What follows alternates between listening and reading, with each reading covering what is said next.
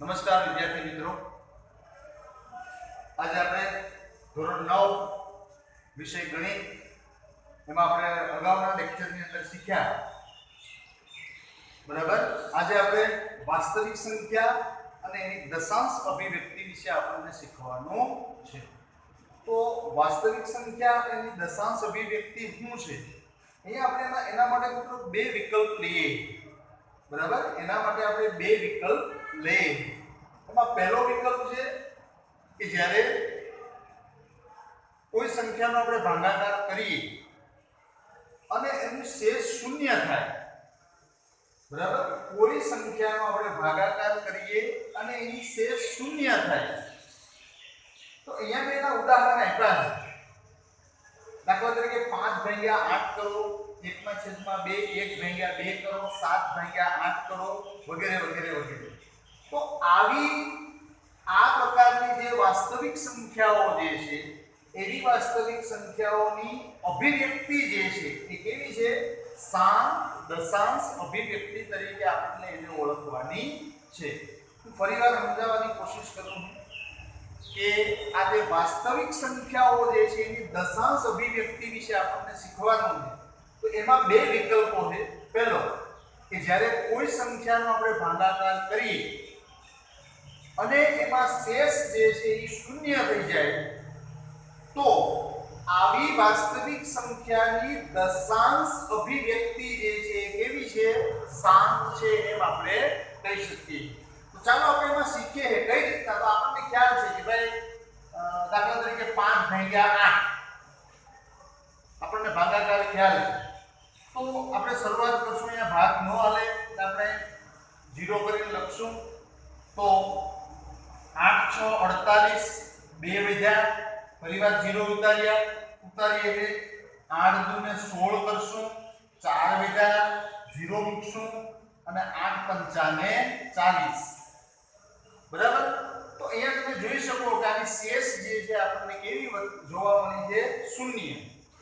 5/8 કરીએ તો આની શેષ જે છે આપણને શૂન્ય વધતી જોવા મળે. બરાબર. આ પ્રકારે આપણે જોઈએ કે 1/2. બરાબર. ભાગ નથી આવતો તો આપણે આ પ્રમાણે લઈ લીધું અને 5 2 ને 10. આ શેષ કેટલી વધી? શૂન્ય. સેમ એ જ પ્રકારે 7/8 કરશું. બરાબર. આ જ પ્રકારે આપણે 7 જે છે એ 7 આપણને 8 કરશું તો પણ આપણને શેષ જે છે એ શૂન્ય થતો આપણને જોવા મળશે. બરાબર. 7 આપણને 8 કરશું તો પણ આપણને શેષ જે છે એ શૂન્ય થતું જોવા મળશે. તો અહીંયા મારે તમને એ વસ્તુ સમજાવવાની છે કે ભાઈ કોઈ પણ વાસ્તવિક સંખ્યા છે એની દશાંશ અભિવ્યક્તિ જે છે એ આપણને આ બે વિકલ્પો ઉપર આધાર રાખે. પહેલું શેષ શૂન્ય થાય. ઉદાહરણ તરીકે આવા ઘણા બધા ઉદાહરણો આપણે લઈ શકીએ છીએ મિત્રો. બરાબર. આવા ઘણા બધા ઉદાહરણો જે છે આપણે લઈ શકીએ છીએ. તો આવી જે દશાંશ અભિવ્યક્તિ જે છે એને શાંત દશાંશ અભિવ્યક્તિ કહેવામાં આવે છે. ઓકે. નેક્સ્ટ કે ભાઈ શેષ શૂન્ય ન થાય. શેષ શૂન્ય ન થાય. અહીંયા બરોબર સમજો મિત્રો. અહીંયા 1/3 1/7 બરાબર. 1/3 ભાગ્યા 1/7 તમારા ટેક્સ્ટ બુકના ઉદાહરણ નંબર 5 ની અંદર તમને આપેલું. બરાબર. ટેક્સ્ટ બુકની અંદર આપણને ઉદાહરણ નંબર 5 આપેલું છે. એમાં આપણને ખ્યાલ છે કે ભાઈ 1/3 કરશું આપણે. 1/3 કરીએ. ચાલો 0 અહીંયા પણ મૂકશું આપણે 0. 3 કરીને 9, ફરી વખત 1 વધ્યા, 0 ઉતારીએ, 3 તેરી 9. બરાબર. પાછા 1 વધ્યા, 0 ઉતારશું, 3 તેરી 9. તો અહીંયા તમે જો 0 પોઈન્ટ પછી 3 3 3 3 3 સંખ્યા જે છે આપણને પુનરાવર્તન પામતી જોવા મળે. બરાબર. 0 પોઈન્ટ પછી 3 3 3 3 3 આવી સંખ્યા જે છે એ પુનરાવર્તન પામતી જોવા મળે. એ જ પ્રકારે 1/7 કરશું આપણે. ચાલો ધ્યાન આપીએ. 1/7 કરીએ તો 7 એકું ધ્યાન આપો. 7 એકું ને 7. 3 વધ્યા, 30 કરશું એટલે 7 ચોક ને 28. 2 વધ્યા, પાછા 0 મૂકશું બરાબર 7 દુને 14 મૂકશું 6 વધ્યા 60 મૂકશું તમે અહીંયા જોશો મિત્રો અહીંયા આપણને જ્યારે જોવામાં આવશે ત્યારે હજી તમે જો એનો ઉદાહરણ નંબર આપણે વધારે ભાગાકાર નથી કરતા પણ અમુક સંખ્યા પછી પાછી ઈને એ સંખ્યા જે છે આપણને પુનરાવર્તન પામતી જોવા મળે તો અહીંયા આપણને જે વસ્તુ સમજાય કે ભાઈ શેષ શૂન્ય ન થાય મતલબ કે 1/7 કરો તો આપણને ખ્યાલ છે શેષ ક્યારે પણ શૂન્ય થતી નથી 1/7 કરો તો પણ આપણને ખ્યાલ છે શેષ ક્યારે પણ શૂન્ય થતી નથી તો આવી જે વાસ્તવિક સંખ્યાઓ જે છે એ આવી વાસ્તવિક સંખ્યાઓની દશાંશ અભિવ્યક્તિને અનંત આવૃત દશાંશ અભિવ્યક્તિ જે છે એ કહેવામાં આવે છે ફરીવાર આપણે એને શીખીએ છીએ કે અમુક સંખ્યાઓ એવી છે કે એની શેષ ક્યારે પણ શૂન્ય થતી નથી બરાબર પણ એનું જે ભાગફળ જે છે એ ઈ સંખ્યા જે છે વારંવાર રિપીટ થતી આપણને જોવા મળશે એવી સંખ્યાને આપણને અનંત આવૃત જે છે એ કહેવામાં આવે છે એવા ઘણા બધા ઉદાહરણ છે થોડો એને શોર્ટકટ આને આપણને શીખવું હોય તો કઈ રીતના આપણે કહી શકીએ કે ભાઈ કોઈ પણ સંખ્યાનો ભાગાકાર કરો અને એમાં એનું ભાગફળ જે છે એ દાખલા તરીકે આવું મળે 1.33333 શેષ ક્યારે પણ શૂન્ય થવાની નથી ક્યારેક એવું બનશે કે 24.84 તો આનો મતલબ એવો કે 24 પોઈન્ટ પછી 84 જે છે એ વારંવાર પુનરાવર્તન પામે છે માટે એની શેષ શૂન્ય થતી નથી માટે આવી સંખ્યાઓ જે છે એને અનંત આવૃત તરીકે ઓળખવામાં આવે છે એ ઉપરાંત એવું પણ છે કે 1.10 10 10 10 તો અહીંયા તમે જોઈ શકો છો કે ભાઈ 10 10 10 10 જે છે એ વારંવાર પુનરાવર્તન પામે છે અને વારંવાર પુનરાવર્તન પામે છે મતલબ કે આવી જે સંખ્યાઓ જે છે બરાબર એમાં શેષ શૂન્ય થશે નહીં અને એનું ભાગફળ જે છે જેનું ભાગફળ જે છે એ આપણને આ પ્રકારે તમે જોઈ શકો અહીંયા 1.333333 છે અનંત સુધી પુનરાવર્તન પામશે અહીંયા 24 પોઈન્ટ પછી 84 જે અનંત સુધી પુનરાવર્તન પામશે 1.10 અનંત સુધી પુનરાવર્તન પામશે એવું બને મિત્રો કે ભાઈ 3 પોઈન્ટ ની જરૂર નથી કે ભાઈ 3 પોઈન્ટ પછી 200 પાછા 200 આ પ્રમાણે પણ પુનરાવર્તન પામે છે તો આવી જે સંખ્યાઓ જે છે કે આવી સંખ્યાઓની શેષ ક્યારે પણ શૂન્ય નહીં થાય અને આવી સંખ્યાઓને અનંત આવૃત તરીકે આપણને ઓળખવામાં આવે છે તો વધારે સમય ન લેતા હા પ્રશ્ન એ થાય કે સાહેબ ખબર કેમ પડે કે એ સંખ્યા અનંત અને આવૃત છે અથવા તો શાંત દશાંશ છે તો આપણને ખ્યાલ છે કે ભાઈ જો ભાગાકાર કરો જો શેષ શૂન્ય આવે તો આપણે કહી શકશું કે ભાઈ એની દશાંશ અભિવ્યક્તિ જે છે શાંત દશાંશ છે જો શૂન્ય ન આવે અને એનું ભાગફળ જે છે એ અમુક સમય પછી પાછું પુનરાવર્તન પામે આ એવું બનશે મિત્રો તમે ઉદાહરણ નંબર 5 ની અંદર જે દાખલો છે ત્રીજો હમણાં જ આપણે વાત કરી કે ભાઈ 1/7 છે આ બરાબર આપણે સમય નથી બગાડતા તો એનું તમે જો 0.142857 અને પછી ત્યાંથી તમને જો આમ ડોટ આપેલું તો આનો મતલબ શું થાય એના ભાગફળનો તો અહીંયા ધ્યાન આપો આનો મતલબ એવો થશે કે ફરી વખત પાછા અહીંથી શું આવશે 142857 પાછું શું આવશે 142857 તો આ 142857 જે છે એ વારંવાર જે છે પુનરાવર્તન પામે છે 142857 તો એનું ભાગફળ જે છે વારંવાર પુનરાવર્તન પામે છે તો શેષ ક્યારેય પણ શૂન્ય થતી નથી એટલે આવી સંખ્યા જે છે એને અનંત આવૃત તરીકે આપણને ઓળખવાની છે અને આ બંને જે છે એ આને સમય સંખ્યા આપણને કહેવાની છે તો આવી જે સમય સંખ્યાઓ જે છે તો એમને લખ્યું છે કે આમ સમય સંખ્યા માટે બે વિકલ્પો છે આ સમય સંખ્યાઓ માટે આપણા માટે બે વિકલ્પો છે શેષ શૂન્ય થાય અને શેષ શૂન્ય ન થાય તો આવી જે સમય સંખ્યાઓ છે એમાં તમે જોઈ શકો કે 7 છે અથવા તો અનંત આવૃત મળે છે તો આવી સમય સંખ્યાઓને શાંત દશાંશ અથવા તો અનંત આવૃત દશાંશ સ્વરૂપે આપણે દર્શાવી શકીએ છીએ હવે આનાથી ઊંધું ભાઈ હવે આનાથી ઊંધું કે ભાઈ જે આવી જે સંખ્યાઓ જે છે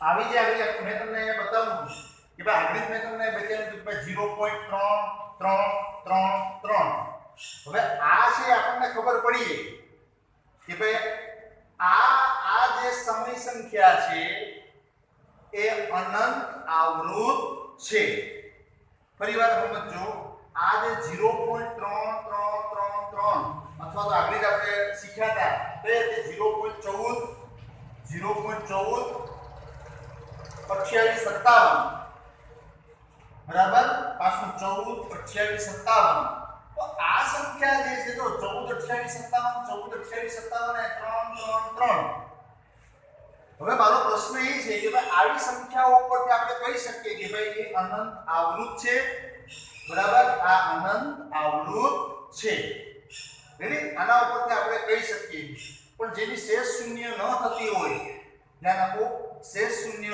થાય તો એવી સંખ્યાને આપણે શાંત દશાંશ અભિવ્યક્તિ તરીકે ઓળખીએ હવે પ્રશ્ન એ છે મિત્રો કે આવી સંખ્યાઓ જે છે એને આપણે p ના છેદમાં q સ્વરૂપે દર્શાવી શકીએ દાખલા તરીકે આ પ્રશ્ન તમને આપ્યો 0.33333 હવે મારે આને આ સંખ્યાને મારે pq સ્વરૂપે દર્શાવવી હોય એટલે કે આને મારે સમય સંખ્યા સ્વરૂપે જો આને મારે બતાવવી હોય તો દર્શાવી શકીએ એનો જવાબ છે હા તો ચાલો આપણે આવી જે સંખ્યાઓ જે છે એને આપણે pq સ્વરૂપે કઈ રીતના દર્શાવીએ તો એના માટે તમે જોઈ શકો છો ઉદાહરણ નંબર આપણને 7 આપ્યું કે સાબિત કરો કે 0.3333 આ જે છે એ સમય સંખ્યા આને આપણે pq સ્વરૂપે દર્શાવો ને p ના છેદમાં q સ્વરૂપે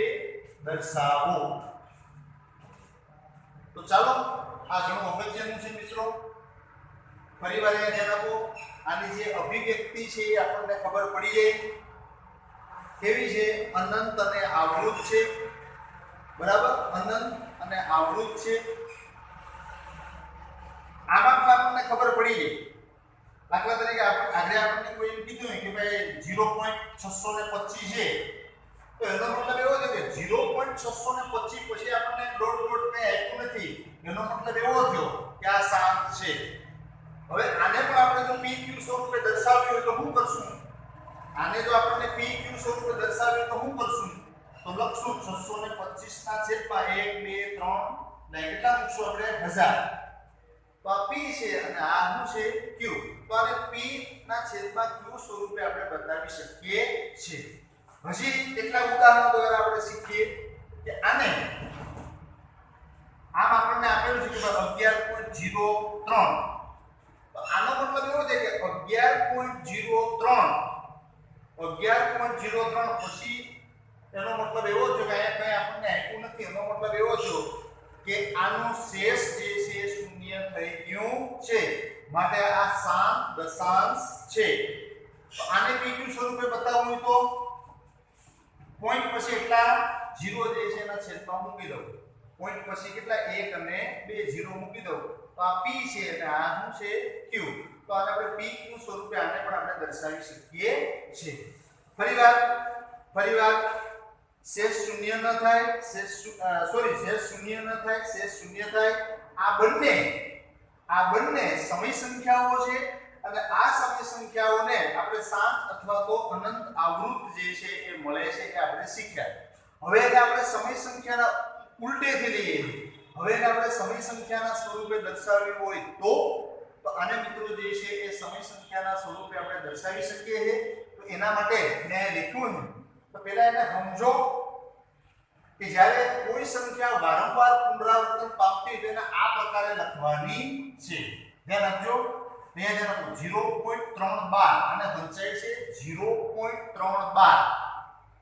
આ 12 એટલા માટે લખ્યું છે અહીંયા કે 3 જે છે એ વારંવાર પુનરાવર્તન પામે છે. હજી હું કેટલાક ઉદાહરણ દ્વારા સમજાવું. દાખલા તરીકે આમાં આપણને આપ્યું 0.141414 પણ લખાય કેમ 0.1412 કારણ કે આપણને 14 જે છે વારંવાર રિપીટ થાય.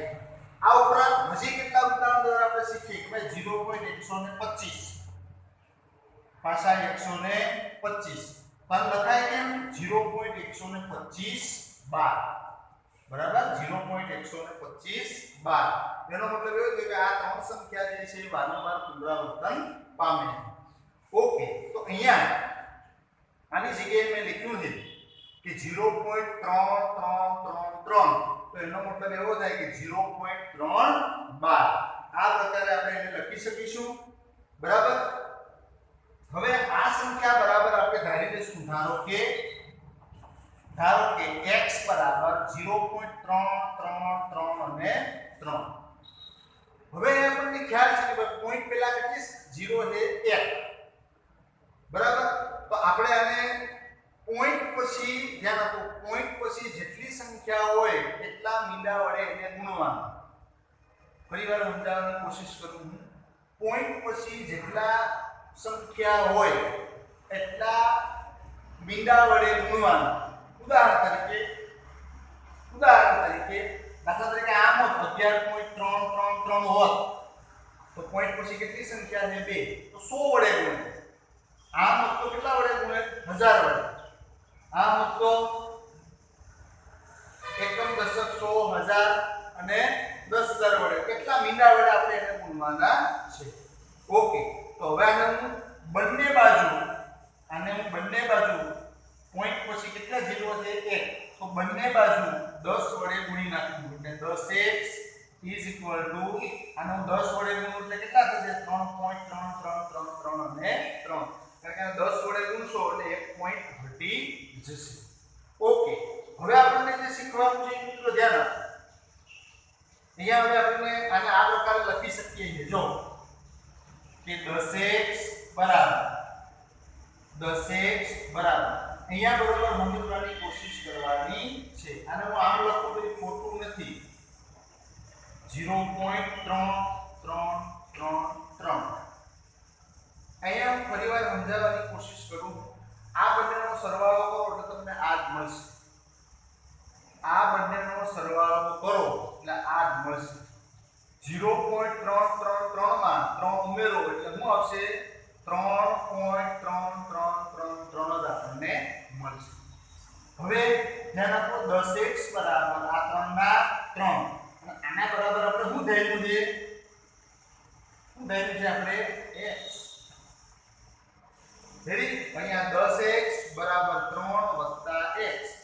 હવે આ x ને હું આ સાઈડ લઈ આવું તો કેટલા આવશે. આ x ને હું આ સાઈડ લઈ આવું તો કેટલા રહેશે 9x બરાબર 3. આ x ને આ બાજુ લઈ આવું તો કેટલા આવશે 9x. હવે આપણને ખ્યાલ છે x ને સૂત્રનો કરતા બનાવો તો 3/9 3/9. હવે આના છેદ મેળવીશું તો x બરાબર 1/3 કારણ કે 3 તેરીને 9.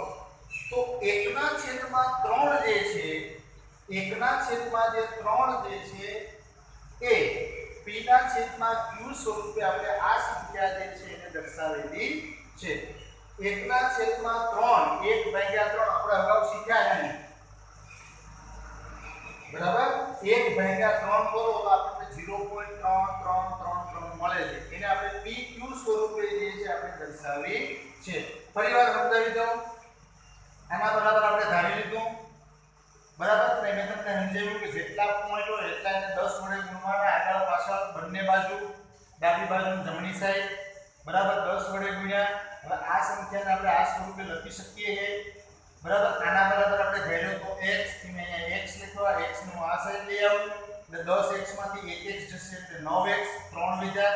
x ને સૂત્રનો કરતા બનાવીશું એટલે 9 એના છેદમાં છેદ વળીશું 3 તેરીને 9 તો x બરાબર મેળવ્યું છે 1/3. ઓકે, બીજા લેક્ચરમાં મળશું ત્યારે આવા બીજા ઘણા દાખલાઓ જે છે આપણે શીખવાની કોશિશ કરીશું. ધન્યવાદ.